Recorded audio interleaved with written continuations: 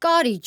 Հենց այս բառով է Թուրքիայի նախագահ Էրդողանին բնութագրում ֆրանսիացի հայտնի քաղաքագետ Ալեքսանդր Դել Վալը և Փաշինյանի Էրդողանին վստահելու նրա հետ գործարքի գնալու քայլերը որակում նաիվ։ Est-ce qu'on peut faire confiance au régime d'Erdogan? Արդյոք կարելի է վստահել Էրդողանի ռեժիմին եւ վստահ լինել, որ նա քեզ չի դավաճանի։ Հասկանալու համար բավական է տեսնել, թե Էրդողանն ինչպես վարվեց Պուտինի հետ։ Էրդողանը Աստանայի եւ Սոչիի համաձայնագրերով խոստացավ զինաթափել ջիհադականներին Սիրիայում քաղաքացիական պատերազմի ժամանակ եւ պահել Իդլիբում, նույնիսկ հեռացնել նրանց։ Եվ ինչ արած։ Նա օգնեց ջիհադիստներին իշխանության գալ, այսինքն իր տված խոստման ճիշտ հակառակն արեց։ Մենք այսպիսի շատ օրինակներ ունենք նաեւ մեր աչքի առջեւ։ Օրինակ Էրդողանը նաև դավաճանեց ռուսներին ուկրաինացի գերիների հարցում, որոնց չպետք է ազատ արձակեր։ Եվ ուրեմն Էրդողանը սովոր է դրժել իր իսկ տված խոստումը, ասել մի բան եւ անել մեկ այլ բան։ Էրդողանը կարիճի նման է, որն ինչ-որ պահի քեզ խայթում է։ Մենք չգիտենք երբ, բայց կարիճը անպայման խայթելու է։